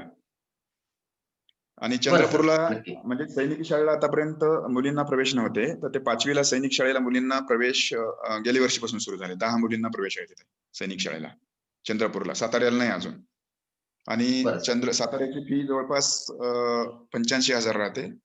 आणि मुलं पहिल्या 10 मध्ये असतील, गुणवत्तापूर्ण असतील तर 15,000 कमी होतात. म्हणजे 55,000च्या जवळपास फी पडते. आणि आपल्या गावामध्ये सधन शेतकरी आहेत असं मी ऐकून आहे. म्हणजे कालव्याचं पाणी वगैरे मिळते गावाला, बरोबर? हो, हो.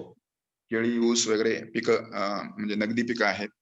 आणि पालकांना यासाठी आपण आकर्षण निर्माण करू शकता की उलट सातारा आणि नवोदय चंद्रपूरची जे पेपर आहेत ते नवोदयपेक्षा सोपे असतात. नवोदयचे पेपर खूप किचकट आहेत. शिष्यवृत्ती खूप किचकट आहेत. आणि शिष्यवृत्ती त्या मानानं म्हणू आपण, पण नवोदयच्या तुलनेमध्ये शिष्यवृत्तीचे जे प्रश्न आहेत, बुद्धिमत्तेचे प्रश्न आहेत, ह्यानं मुलांची बुद्धी निश्चितपणे वाढते.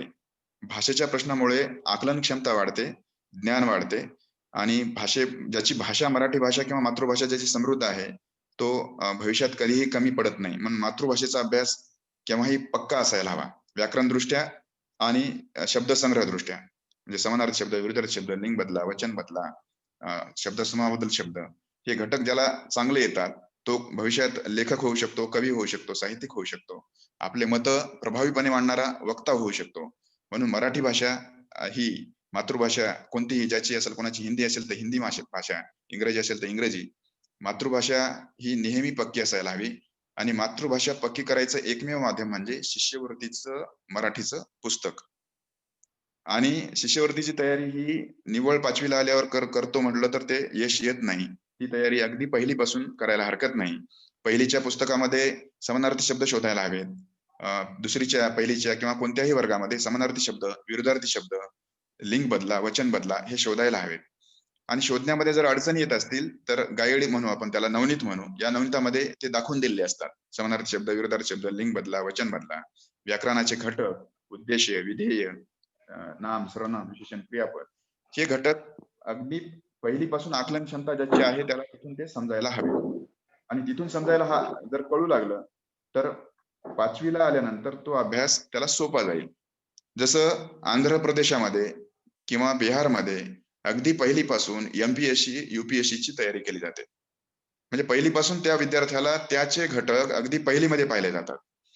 आमच्या भागामध्ये आमचा असा विचार आहे की आम्ही 3री पासून हे घटक पाहतो. MPSC, UPSC 3रीच्या मुलापासून पाहतो. 3रीचं नांदेड जिल्हा पक्का करण्याचा प्रयत्न करतो. त्यासाठी कोरे नकाशा सुद्धा वापरतो आणि आम्ही प्रश्न तयार केलेत नांदेड जिल्ह्यावरचे आणि ते प्रश्न विद्यार्थ्याकडून तयार करून घेतो. अगदी जसं तुम्ही तर गुगल मीटिंगच्या माध्यमातून लाईव्ह मध्ये उपलब्ध आहात. आमच्या भागामध्ये लाईव्हच्या अडचणी येत असतात तर आम्ही फोन करून विद्यार्थ्यांना फोनवर प्रश्नोत्तर घेणे आणि शिकवण्याचा प्रयत्न करतो. मान्य आहे 100% जण त्यासाठी सहभागी होत नाहीत, पण 25-30% जण सहभागी होतात. आता काही प्रश्न मी विद्यार्थ्यांना विचारतो. विद्यार्थी माझ्याकडे लक्ष आहे आणि उत्तर विद्यार्थ्यांनी द्यावेत. ज्याला येतं त्यानं आपलं अनम्यूट करून उत्तर द्यावेत. लहानात लहान एक अंकी संख्या कोणती आहे बाळांनो? उत्तर द्या मुलांना. एक. हा ठीक आहे. मोठ्यात मोठी एक अंकी संख्या 9. लहानात लहान एक अंकी सम संख्या 2. 2. मोठ्यात मोठी एक अंकी सम संख्या 1. 10.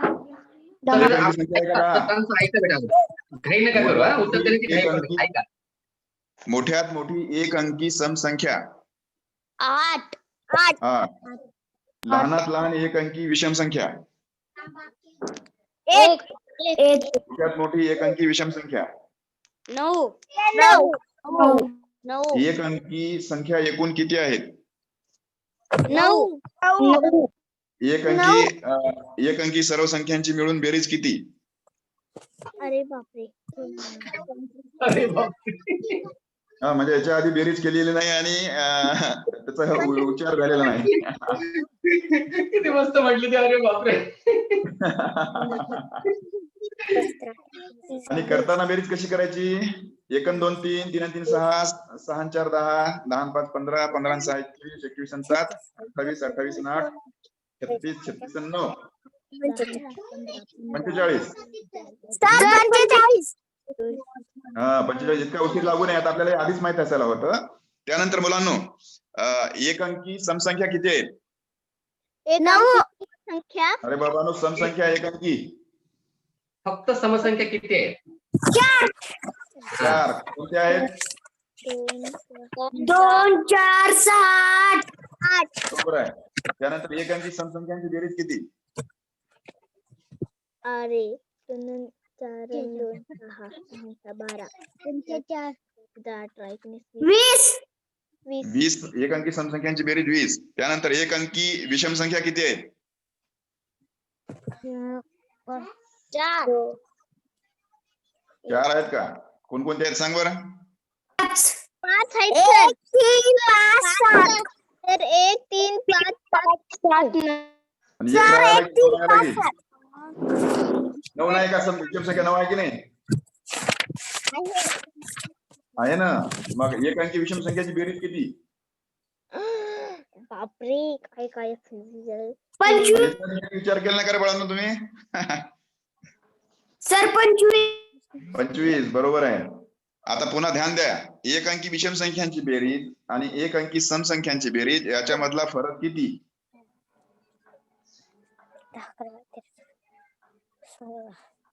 अरे आता तुमच्या पुढे विषम संख्यांची बेरीज 25 आहे, समसंख्यांची बेरीज 20 आहे. त्यांच्यातला फरक किती आहे मग? 5 5 फरक आहे.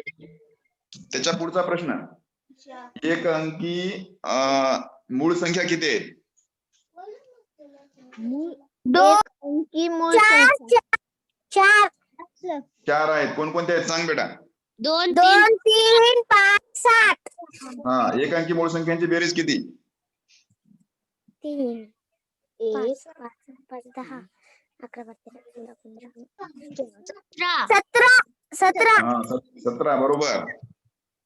एक अंकी लहानात लहान मूळ संख्या कोणती? 2 एक अंकी मोठ्यात मोठी मूळ संख्या कोणती? 97 अरे 97 कुठला आला ते? श्रेयस सरांनी एक अंकी विचारलेला आहे. एक अंकी बाबा नो.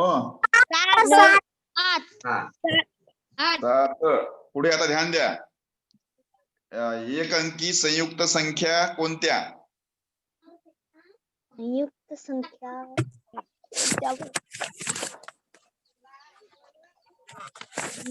किती आहेत? एक अंकी संयुक्त संख्या किती आहेत?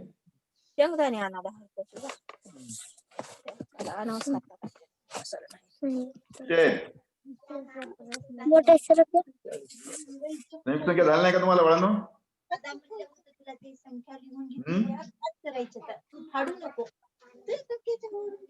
संयुक्त संख्या झाल्या की नाही?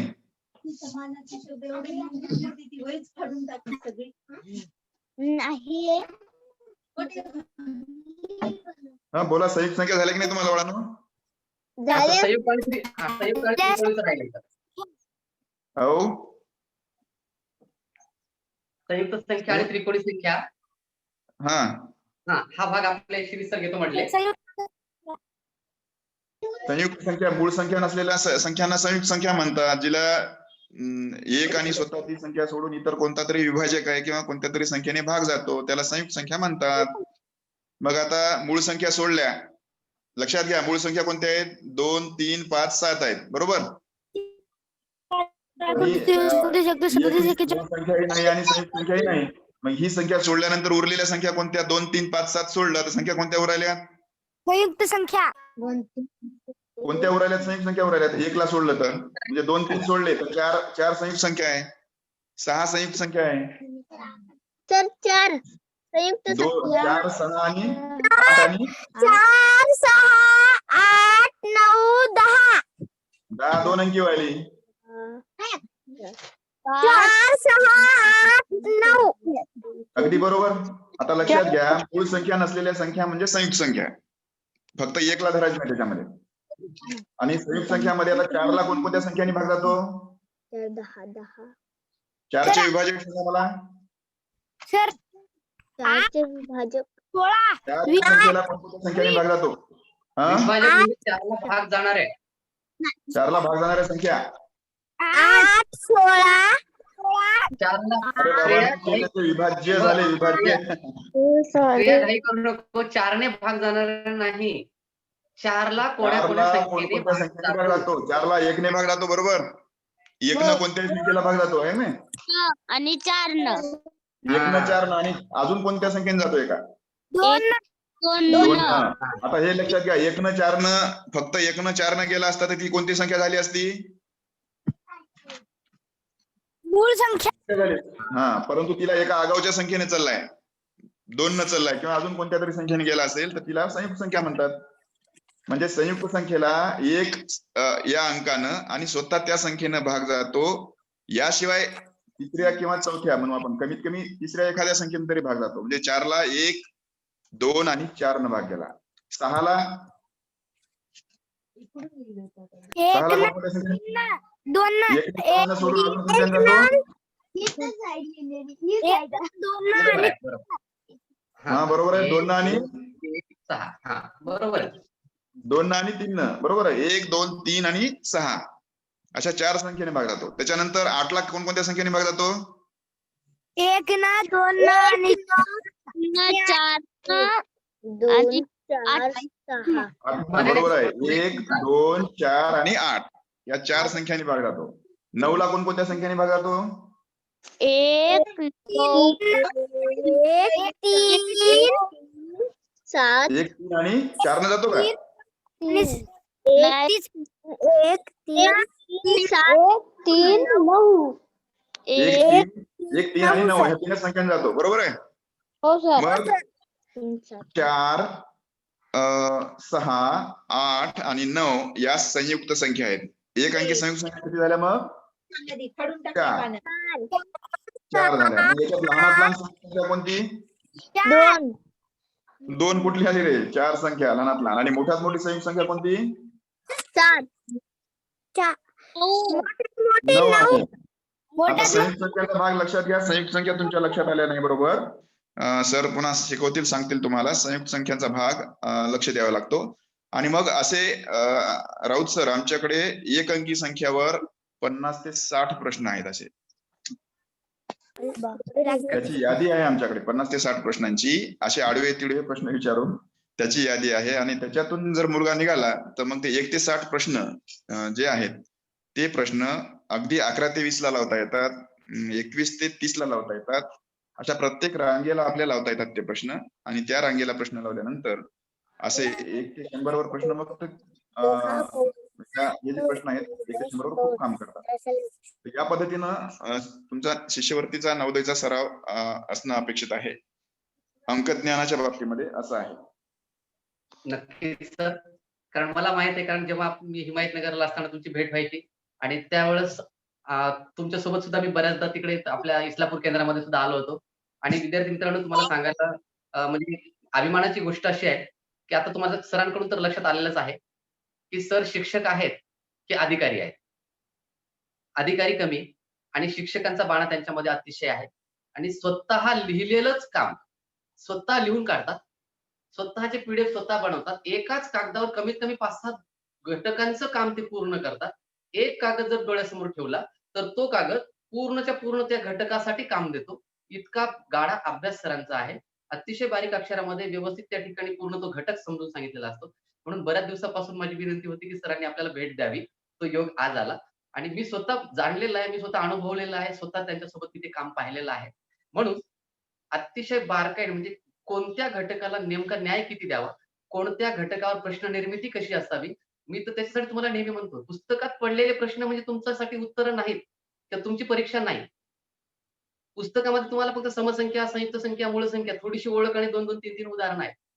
परंतु आता तुम्हाला सरांनी जे बोललेले आहेत, ते सहज बोललेले प्रश्न आहेत, ते कमीत कमी 40 ते 50 प्रश्न आहेत. आणि संख्या किती झाल्या? एकच गट झाला. 1 ते 10चा. तोही 10 घेतलाच नाही. 9 पर्यंतचाच गट. मग इतका जो बारकाईचा अभ्यास आहे, तो जर आपल्याला जाणून घ्यायचा असेल, तर आपल्याला सरांनी आता जे आपल्याला योगायोग चांगला, की आज सर आपल्या भागामध्ये आहेत. मी आणि आटेकर सर नक्कीच सरांची भेट घेऊ. त्यांनी दिलेलं पी असेल, जे काही माहिती आहे, ती ताबडतोब सरांकडून घेऊन तुमच्यापर्यंत कशा पद्धतीने पोहोचवता येईल, ऑनलाईन असेल, ऑफलाईन असेल, ज्या पद्धतीने पोहोचवता येईल, त्यासाठी 100% प्रयत्न करू. कारण मला माहिती आहे, की सरांचा जो कारण सर नवोदयचे विद्यार्थी आहेत. सरांचा खूप जुना परिचय आहे. कारण माझा एक मुलगा नवोदयला होता तेव्हापासूनचाही त्याचाही परिचय आहे. आणि सरांचा जो अभ्यास आहे, तो एक म्हणजे एक व्यासंग सरांचा आहे तो. वाचन असेल, अभ्यास असेल, शिष्यवृत्ती असेल, नवोदय असेल, कुठलंही असेल. तेव्हा अशी एक अतिशय महत्त्वाची भेट आज सरांची झाली. आणखी वेळ गेलेली नाही. आपल्याला संधी पुष्कळ आहे. वेळ आहे आपल्याकडे आणखी अभ्यास करण्यासाठी. तेव्हा नेमका अभ्यास काय करायचा? नेमकं आपल्याला काय करावं लागतं? किती करावं लागेल? हा एक छानसा अनुभव आज प्रत्यक्ष तुम्हा विद्यार्थ्यांना आपल्या ऑनलाईनच्या माध्यमातून मिळाला. खरंच तुम्ही तुम्ही म्हणजे ग्रेट आहात मुलांनो. तुम्हाला खरंच म्हणजे मानावं लागतंय आणि तुमचं अभिनंदनही करायचं. कारण आज तुम्हाला सरांची भेट झालेली आहे. नाही सरांची भेट सर म्हणजे फक्त सर शाळेवर आले तर काही जणांना विचारतील तर ती गोष्ट वेगळी. पण आज तुम्हाला मार्गदर्शन लाभलं सरांचं. सर्वात महत्त्वाचं म्हणजे जेव्हा सर हदगावला होते, तेव्हा आपल्या महाराष्ट्रामध्ये किंवा आपल्या देशामध्ये हे संदीप गुंड नावाचे जे सर आहेत, ज्यांनी कुठंच काहीच सुविधा नसताना ती शाळा इतकी मोठी, इतकी काही प्रगत केलेली आहे, की त्या सरांची भेट हदगावला त्यांनी करून दिली. तिथं पैशाचा विचार नाही, काय करावं लागतं याचा विचार नाही, स्टेजवर माझा सत्कार होईल याचा विचार नाही. कधीच मी सरांना स्टेजवर स्वतःहून पुढे आलेलं कधी पाहिलं नाही. फार कधीतरी एखाद्या अक्षरशः शिक्षणाधिकारी सरांना म्हणतात, "सर भाषासाहेब पुढे यावं." त्या ठिकाणी वाटत नाही, तिथे ते सर म्हणजे साहेब आहेत का कोण आहेत, ओळखता येत नाही. इतके अगदी साधी राहणी, पण शिक्षणाच्या बाबतीमध्ये आणि शैक्षणिक कार्यामध्ये अतिशय प्रगतशील असलेले एक मित्र कसा असावा, याचा एक अभिमानाचा एक महत्त्वाचा भाग या ठिकाणी म्हणजेच एक उदाहरण आपले बादशाह आहेत. तर सर खूप-खूप म्हणजे आपण आजच्या या तासिकेला भेट दिलात आणि मुलांना एक मोटिव्हेट करण्याचा बरेच काही जणांचे विद्यार्थ्यांचे पालक सुद्धा आहेत सोबत. त्या पालकांना सुद्धा लक्षात आलं असेल, की नेमकं मुलं काय करायत आपले. पुढचं पाठ मागचं सपाट का होत आहे? यामध्ये आपण काही काय भाग घेतला पाहिजे? कसा भाग घेतला पाहिजे? याचंही नक्कीच पालक सुद्धा थोडंसं अवलोकन करतील. जे शिक्षक मंडळी पुन्हा ऐकतील, त्यांना सुद्धा ते कळेल, की अरे आपण नेमका मुलांचा अभ्यास कसा घेतला पाहिजे? कुठं आपल्याला जोर द्यावा लागेल, कुठं अभ्यासासाठी नेमकी पायरी कोणती करायची? आणि त्या दृष्टिकोनातून आजची ही आपली मार्गदर्शनाची भेट आहे. खूप-खूप महत्त्वाची आणि विद्यार्थी मित्रांनो, आता सरांनी जे सांगितलेलं साहित्य आहे, ते नक्कीच तुमच्यापर्यंत पोहोचेल. असंच अधून-मधून सर आपल्या भेटीला येतील, तुमच्याशी चर्चा करतील, जेणेकरून आपण नेमक्या कोणत्या पातळीवर आहोत. आज जरी आपण सुद्धा स्पर्धा परीक्षेचा अभ्यास करतोय, यश मिळेल न मिळेल, पण तुम्ही त्याची तयारी करताय. आजच्या कोरोना परिस्थितीमध्ये हे सुद्धा खूप मोठं आहे. मग त्याला कुठेतरी चांगलं वळण मिळावं, एक योग्य लाईन मिळावी, जेणेकरून आपलं जे काम चालू आहे, त्याला कुठेतरी एक छानसा एक पायंडा मिळेल. कुठेतरी छानसं कोणीतरी म्हणेल, "अरे वाह! काहीतरी व्यवस्थित चालू आहे." नाहीतर फक्त आई-बाबांनी मोबाईल दिलाय, बस घंटाभर बसतोय आणि मग हिंडतोय. मग नाही मिळणार. ना शैक्षणिकमध्ये यश मिळणार कुठंच नाही. मला हां, मस्त आता घंटाभर मला बसायचंय. कुणीतरी येणार आहे, कुणीतरी बोलणार आहे, म्हणून नाही चालणार. जे दिलंय, त्यावर तुम्ही पुन्हा एखादा तास विचार करून, मग तिथं मोबाईलची गरज नाही. तिथं ऑफलाईन तुम्हाला विचार करायचा. नाही समजलं तिथं एकमेकांना विचारायचं. एकमेकांची मदत घ्यायची. तरच या गप्पातून सहज शिक्षण साध्य होईल. अन्यथा मात्र ते होणार नाही. तर स्पर्धा परीक्षा तितक्या सोप्या नसतात. वरचेवर त्याच्यामध्ये खूप काठीण्य पातळी वाढवली जात आहे. जो 7वी ला घटक होता, तो आता 4थी येऊन बसलेला आहे. बऱ्याचदा 10वी चा घटक आता 7वी येऊन बसलेला आहे. असंही आहे. म्हणून या ठिकाणी आज सरांची भेट झाली. त्याबद्दल सरांचे खूप-खूप आपण आभार मानूया आणि असंच जे शिक्षणासाठी प्रेरणा देणारे आहेत, त्यांची आपण भेट घेऊन आपण आपला उपक्रम जो आहे, तो पुढे चालवूया. मग आता लक्षात आलं असेल तुम्हाला, की मला म्हणजेच तुम्हाला संख्या ज्ञान हा धडा पुन्हा एकदा मला पाहावा लागणार आहे. त्यातून नेमकं काय आहे? पहिल्या काय आहे? संयुक्त संख्या कुठे आहेत? मूळ संख्या कुठे आहेत? तर गणितामध्ये आपल्याला आपल्या याच्यामध्ये सुद्धा आहे. नवोदयमध्ये सुद्धा आहे. मग तिथं सुद्धा आपल्याला थोडासा विचार करावा लागेल. पण सर नुसतंच पुस्तक ठेवलं तर नाही जमणार. तर त्यासाठी तुम्हाला स्वतःला प्रयत्न अधिक करावे लागतील. हा ठीक आहे. हा हा नमस्कार किती सर. वाजता सर येणार? 1 मिनिट घेऊ का राऊत सर? सर सर इकडे जवळपास 11-12च्या नंतर येतील सर. तसं मी कॉन्टॅक्ट मध्ये राहतो. हॅलो. चालतंय, चालतंय, ओके. हा सर बोला. हा बाचे सर नमस्कार. सर वाचे सर आता जस्ट लेफ्ट झाले कारण सरांना दुसरी शाळा तपासायला जायचं आहे. ओके, त्याच्यामुळे ओके. सर लेफ्ट झालेले आहे. हा ओके. मेसेज टाकतो मी. Okay, okay. छान. अतिशय मोलाचं मार्गदर्शन आपल्या आजच्या मुलांशी गप्पामध्ये श्री बाचे सरांचं मार्गदर्शन लाभलं.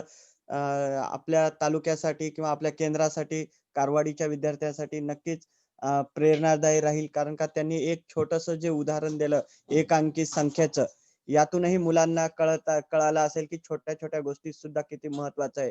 आणि त्यांनी सांगितलेल्या नांदेड जिल्ह्याच्या 180 प्रश्न एका जिल्ह्यावर आधारितचा जे PDF आहे, नक्कीच आपणही आपल्या केंद्रात वाटप करूया येणाऱ्या काळामध्ये. तुम्ही फक्त सॉफ्ट कॉपी वगैरे घेऊन ठेवा आणि हो सर. एक कॉपी मला द्या. आपण पूर्ण शाळेला पोहोचवण्यासाठीचा प्रयत्न करतो. पुन्हा नक्की. एकदा सर्वांना शुभेच्छा. धन्यवाद.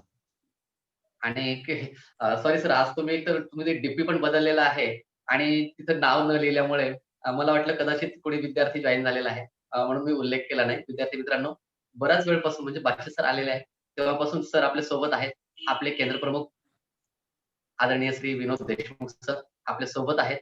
परंतु कदाचित तिथे नाव न लिहिल्यामुळं मी ओळखता आलं नाही मला नेमकं कोण आहे. आणि तसंच सर बऱ्याचदा करतात. नांदेडच्या मीटिंगला सुद्धा कधी फक्त VP, कधी VD लिहितात, कधी काही म्हणजे वेगळ्या पद्धतीनं म्हणजे त्यांची उपस्थिती ते जाणवू देत नाहीत. पण तो सगळं तिथं काय चाललेलं आहे याची माहिती मात्र घेतात आणि मग मात्र आपल्याला सरांना सांगतात. सॉरी सर ओळखता आलं नाही मला. पण नाही, नाही. नक्कीच ओळख होऊ नये म्हणूनच तो प्रश्न आहे. त्यामुळं तो स्वारीचा विषय नाहीये तो. कारण WhatsAppला तुम्ही पाठवलेले सीसीटीव्ही कॅमेरा, तर हा सीसीटीव्ही कॅमेरा झाला आमच्यासाठी. थँक सर, काही हरकत नाहीये. ओके. आणि नक्की शैक्षणिक बाबतीमध्ये तुमचे मार्गदर्शन आम्हाला तितकंच महत्वाचं आहे. ओके, आणि ओके. या धन्यवाद. ठिकाणी तुमची उपस्थिती तर आहेच आहे. आणि नक्की मी आज सरांशी संपर्क साधतो. सरांशी संपर्क साधून त्यांच्याकडे साहित्य PDF असेल ते जे आपण घेऊन साहित्य आहे आपले ते एक विद्यार्थी बंच असतील. मला द्या. मी झेरॉक्स काढून तुमचा मूळ प्रत वापस करतो. ओके. चालेल सर. नाही सर मी देतो माझ्याकडे आहे ना, काही अडचण नाही सर. नक्की सर. बिलकुल. Okay, okay. बिलकुल मिळून जाईल सर. काही ओके. अडचण नाही. धन्यवाद. तर अशीच आपली अधूनमधून भेट राहावी. आपला सीसीटीव्ही रात्री काल पाठवलेला तो असाच असावा आणि जेणेकरून नेमकं काय चाललंय हे सगळं आपल्याला सुद्धा लक्षात येईल आणि वर्क फ्रॉम होम मधून आपण कुठपर्यंत पोहोचतोय आणि विद्यार्थ्यांपर्यंत काही आमच्याकडून काही चुका झालेल्या असतील किंवा आणखी याच्यामध्ये काय आपल्याला डेव्हलप करता येईल. जसं आता सरांनी सांगितलं की गंगा सागरे सर जे वस्तूंच्या साहित्याच्या माध्यमातून आपल्यापर्यंत पोहोचणार आहे. म्हणजे आणखी एका नवीन शिक्षकांची जोड आपल्या या ग्रुपला सर करून देत आहेत. म्हणजे हे खूप मोठी जमेची बाजू आहे. तर मी आणि हाटेकर सर आज नक्कीच सरांची भेट घेतो आणि ते साहित्य मिळून आपल्या विद्यार्थ्यांपर्यंत कसं पोहोचवता येईल, आपल्या विद्यार्थ्यांचा कसा अभ्यास करून घेता येईल. आपले म्हणजे विद्यार्थी मित्रांनो वेगळा अर्थ घेऊ नका. आपले म्हणजे फक्त मी माझे कारवाडीचे म्हणत नाही. आपले म्हणजे सगळे विद्यार्थी.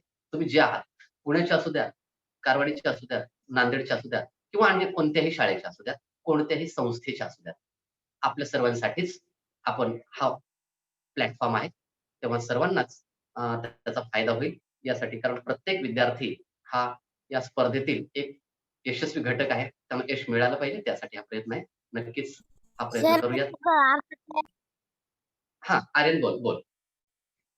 सर तुम्ही सांगले होता की तिथं तक्ता ते तयार करून करा म्हणून मी एक कलर म्हटलं होतं. घेतलं होतं आणि हा. केलं. छान. जरा व्हेरी गुड. करत राहा.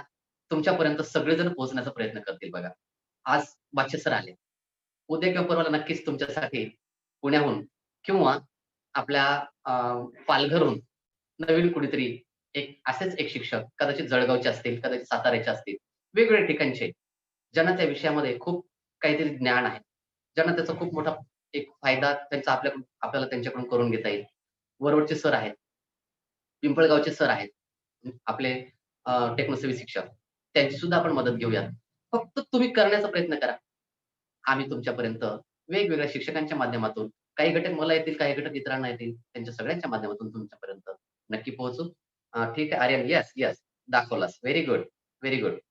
आपल्या ओन्ली स्टुडंट्सवर ते फोटो पाठवून दे बेटा. छान फोटो काढून त्याला फोटो क्रॉप करून पाठवून दे. Very good. आपण नुसता अभ्यासच करत नाही. अभ्यासासोबत आपण माहिती तंत्रज्ञानाचा सुद्धा आपण वापर करतो. आणि आज 2-2 अधिकारी आपल्या भेटीला आले. केंद्र प्रमुख सर आले. शिक्षण विस्तार अधिकारी आले. आणि नुसते आले आणि गेले असं नाही. तर एक अतिशय एक चांगली वाट आपल्याला दाखवून गेले. त्याबद्दल त्यांचेही आपल्या आजच्या समाजामध्ये त्यांचं आपण स्वागत केलेलंच आहे. त्यांचे खूप खूप आभारही आणि त्यांनी सांगितलेल्या या सूचनेचं नक्कीच पालन करून आपण पुढील वाटचालीला आपण सुरुवात करूयात. ज्या काही कच्च्या गोष्टी आहेत त्याला पुन्हा एकदा आपण उजाळा देऊयात. राहिलेले 2 घटक आहेत. ते पूर्ण झाले की पुन्हा एकदा पूर्ण रिव्हिजन आपल्याला करण्याची संधी मिळेल. त्यावेळेस मात्र कुणीही मागे राहता कामा नये. सगळेजण प्रयत्न करा. तुमच्या आई-वडील जी तुम्हाला संधी मिळवून दिलेली आहे, त्या संधीचं सोनं करण्याचा नक्की प्रयत्न करा. शाळा उघडतील तेव्हा उघडतील, पण सध्या संधी आहे. या संधीचा योग्य फायदा घ्या आणि पुढे जाण्याचा प्रयत्न करा. या ठिकाणी आपण थांबूया.